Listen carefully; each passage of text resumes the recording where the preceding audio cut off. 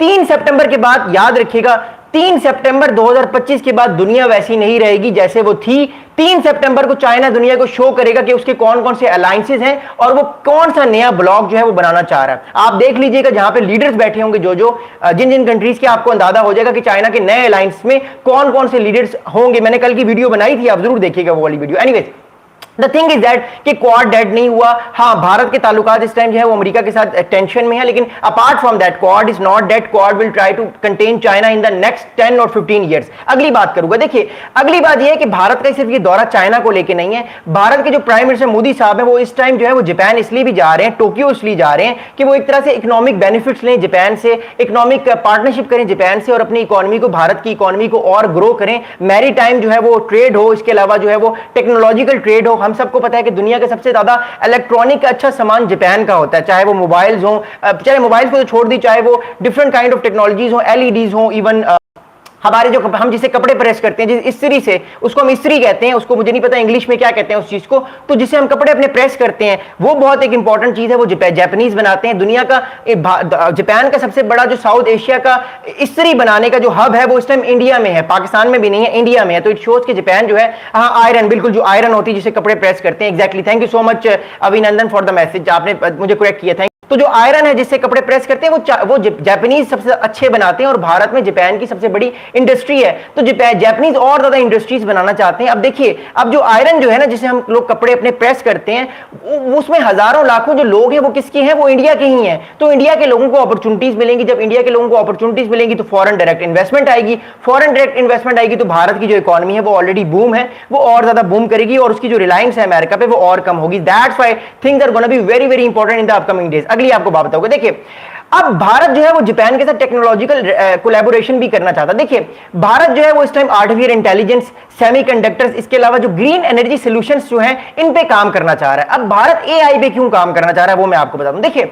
हम दुनिया में एक फोर्थ रेवोल्यूशन की तरफ है जिसको हम कहते हैं we are in the age of artificial intelligence revolution. इंसान अगले 30 साल बाद ऐसा नहीं होगा जैसे मैं दिख रहा हूं, जैसे आप दिख रहे हैं। हमारे ब्रेन्स के अंदर, हमारी बॉडी के अंदर इवन न्यूरल नेटवर्क्स होंगे जो कि आर्टिफिशियल इंटेलिजेंस जो है वो कंट्रोल करेगा। तो द थिंग इज दैट कि भारत जो है वो एआई पर इन्वेस्टमेंट करना चाह रहा है, अपने स्टूडेंट्स को एआई सिखाना चाह रहा है ताकि आने वाले टाइम पे वो ऐसे प्रोग्रामिंग्स बनाएं, ऐसे प्रोग्राम्स बनाएं जिससे भारत वॉर गेम्स में भी कामयाब हो, भारत की इकोनॉमी भी बेहतर हो और भारत के जो यंग लोग हैं, जो जवान बच्चियां हैं जो अपने आप को आगे बढ़ाना चाहते हैं वो बढ़े। अगली बात यह है कि भारत जो है वो सेमीकंडक्टर्स पर भी काम करना चाहता है। देखिए, सेमीकंडक्टर्स होते क्या हैं, पहली बात तो ये, सेमीकंडक्टर चिप्स वो होती हैं जो कि आपके और मेरे मोबाइल फोन में जो है वो इस टाइम यूज हो रही हैं, जिससे आप मुझे देख रहे हैं, आप लोग कमेंट्स कर रहे हैं, आप लोगों के कमेंट्स में पढ़ रहा हूं, आप लोग इस टाइम पोल पे वोटिंग कर रहे हैं, आप लोग यूट्यूब देखते हैं, Twitter, Instagram, whatever you guys are using, okay.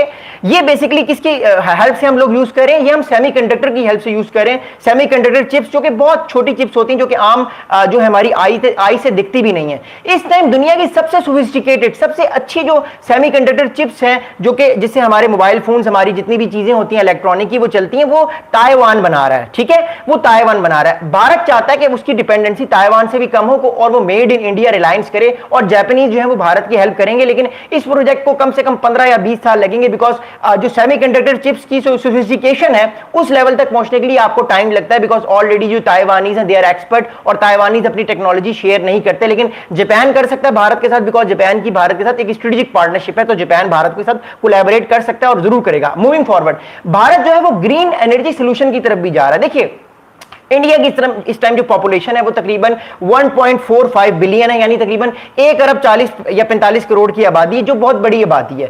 Problem is that right now when you have a lot of big population, आपको एनर्जी की बहुत जरूरत होती है, आपको बिजली की जरूरत होती है। जब आपको बिजली की जरूरत होती है तो ऑब्वियसली आपके पास वैसे रिसोर्सेज होने चाहिए।